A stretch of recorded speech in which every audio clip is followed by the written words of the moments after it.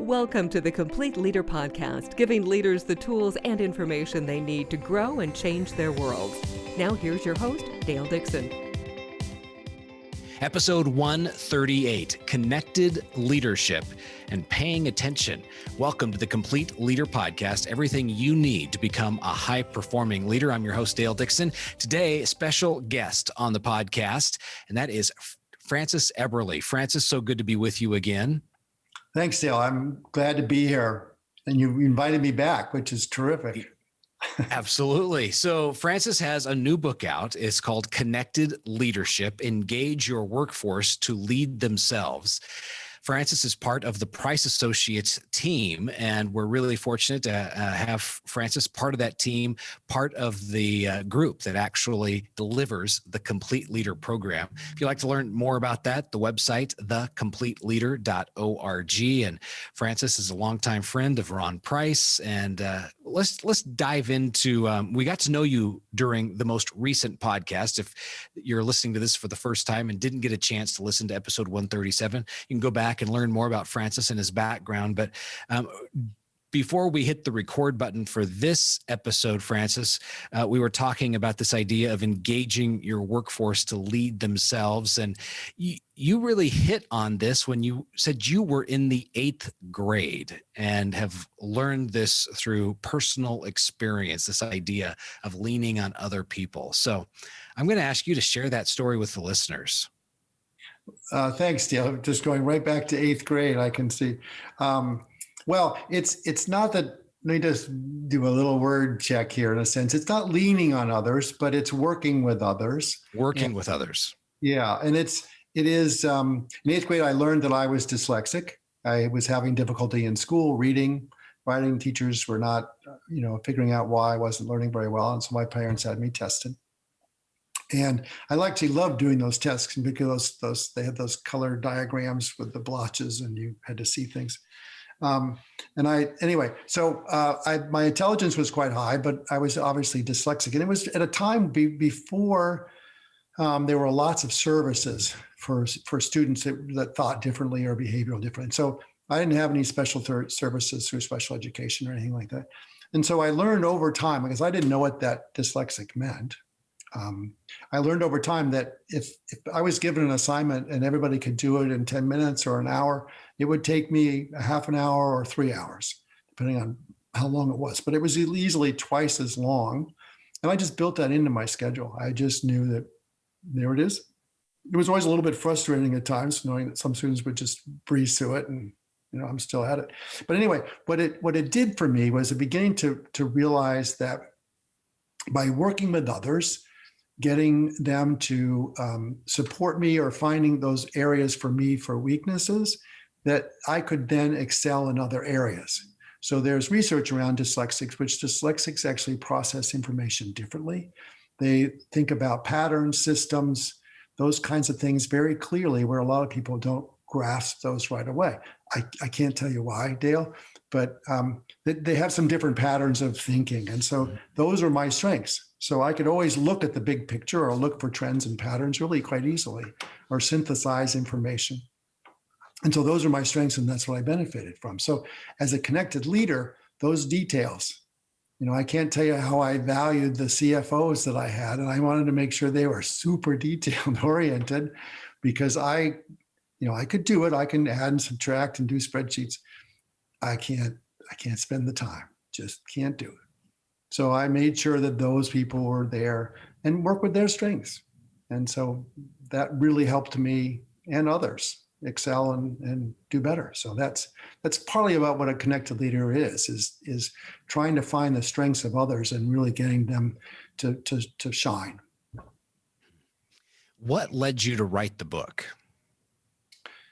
Some frustration on my part about understanding this concept of working with others. In a sense, it's giving authority away. And I know that maybe sounds really scary to people, and giving may be the wrong word, but it is giving people, or having them, give them the opportunity to lead, and then help them and support them, knowing that there are going to be risks and there are going to be things that go wrong, but not to blame, but to use those opportunities to learn. So by growing people around you, you're going to have a much stronger organization than if everything is depending on you. The world is super complex these days, and it's going to get more complex, and it's going to move faster. Just look at technology and the implications for business. So one person can't cope with all that. So bring those people along and up so that you've got this incredible team with you. During the last podcast, you explained that you had created a model within connected leadership, and that model centers around 4 areas. We dove into purpose, the first piece on the last one. Give us the total of the 4. Purpose, people, which is who and what, and actions, which is the plan and implementation part of an operation, and then attention, which is the last one. And you say that attention is what really sets this model apart. So we're going to dive into attention today. Best if we start with a description or a definition for when we talk about attention. Is this the attention that I'm paying to something as a leader, or that gets paid to me as a leader? Let's define attention for our listeners. Yeah, great. So I do think this is the one that differentiates a leader if they're able to do this skill. So I did what you just asked, Dale, which is, it's in the book, and I always go for the definition. I'm a definer. So the Merriam-Webster dictionary says, and it's the first definition, the act or state of applying the mind to something. And I add to it, or someone. People is really what this is about.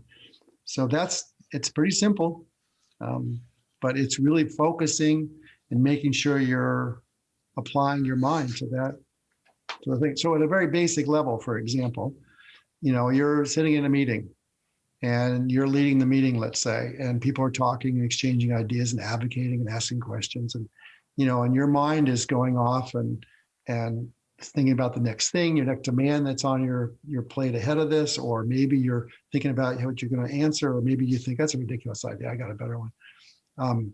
Well, think about, that's not paying attention.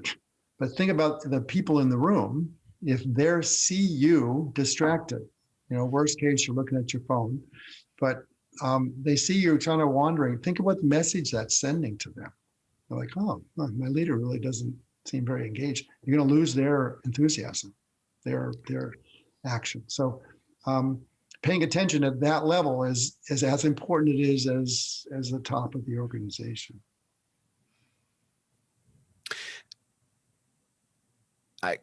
There's so much to pay attention to, yes, and so many people to pay attention to from a leadership perspective. So where do we start narrowing this down and identifying what's critical? What are the important areas that I need to be paying attention? Yeah, that's a great question. And I've articulated it to this point.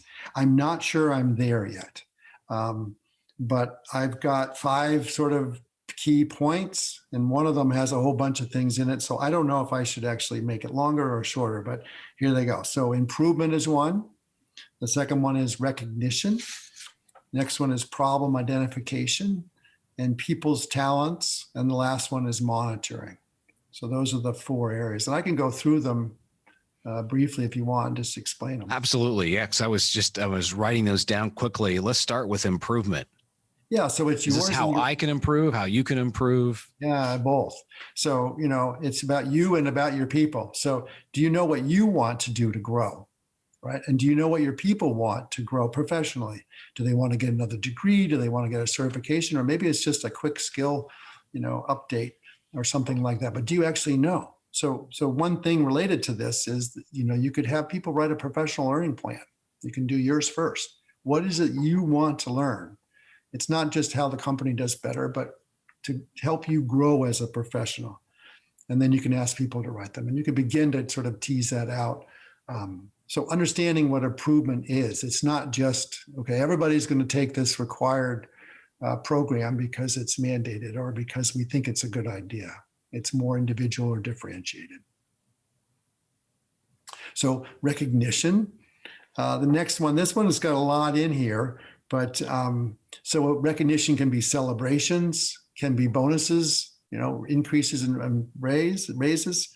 acknowledgments and just general thanks, right? So people are different and are like to be recognized in different ways. So some people like balloons and confetti and, the big party and celebration, and that's great for them.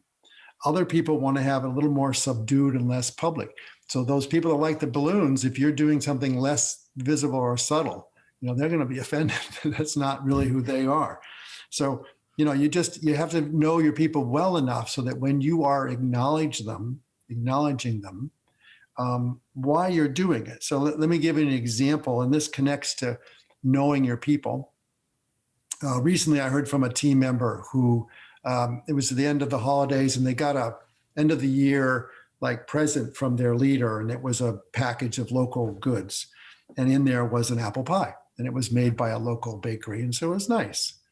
It's a nice gift. Unfortunately, she has celiac disease, so she's gluten-free. She can't go anywhere near that. But she thought it was nice, but she couldn't eat it. So just stop for a minute and think of it this way. What happened if she got the basket? Because everybody in the organization got one of these. If she got a basket with that pie in there, but she got a gluten-free pie. Think of the impact on her, wow, they actually know who I am as a person, not just an employee. So in thinking about recognition, how do you do it in ways that really resonate with the individual or knows who they are? It's tough, but differentiate as much as you can. That requires a level of paying attention to the details. Yes. And I will say that, and I talked about this a little bit, details aren't necessarily my skill, but whenever I made sure there were at least a people or a committee that would do that for me, because that was not something I normally paid attention to. And I made sure it was paid attention to, but I just couldn't. And again, I depended on those people to do that for me. So the next one is problem identification. And this one sometimes confounds folks because most people think of leaders as saying, bring me solutions and not problems. And it's actually better to have people bring you problems so you can engage in getting others into the results. So if they're bringing you a solution, they've already decided how it's going to be solved and you don't have the right input. So being attentive to what's not working and also not placing blame or repercussions for that, but finding out, okay, so this is the reality. So let's figure it out. Let's spend some time and work through it and use it as a learning opportunity. So paying attention to not just getting good news, but bad news too. The next one is people talents. This is, learn about what's good in your people. What's their strengths? I talked about some of mine earlier. So behaviors, motivation, skills, and you having them use it. And there are ways that you can learn that information, but you can also see them demonstrate it. They're going to be much happier, more productive, more efficient in the job. An example I have, and it was really tragic at the time, although she's doing great now, was a very talented corporate VP in a large organization. And she was hugely successful in purchasing and starting new lines for the company. A new CEO came in and assigned her to a completely different department that she really didn't know and didn't have the skills to work there. And she, advocated for this previous position, and they said no. So she left. And now she's doing very well where she is now. But anyway, a good example of losing talent because just for whatever reason, I don't know exactly what the reason is, she got moved to somewhere else. And so her talents and skills weren't useful. So knowing what they are is really important for keeping people engaged and also resonating with what the company is doing. The next one, monitoring, and this one's got multiple parts to it. It's the one most people think of because of, paying attention in an organization. But I broke it down to multiple levels, and this is where I'm not sure it all fits. But one of them is sort of non-evaluation monitoring, I call it, which is, the everyday, regular walking around. So what are you doing? It's a check-in. What are you working on? How's it going? You need any help? But paying attention, doing that frequently, keeping your boots on the ground, so to speak, is knowing what's going on. The second one is the more formal or performance reviews or KPIs or outcomes. And are they aligned to the company's purpose? which goes back to the center of the model? Or is it more individually based?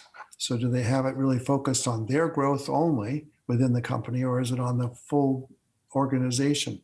So an alternative there might be some sort of, well, if it's individual, that's where you get setting up dynamics of that potentially destructive behaviors where they're competing or not sharing information, trying to shine in the leader's view, rather than working towards the overall goal and getting everybody involved. But, having scorecards for performance, might be a better approach with some periodic reviews.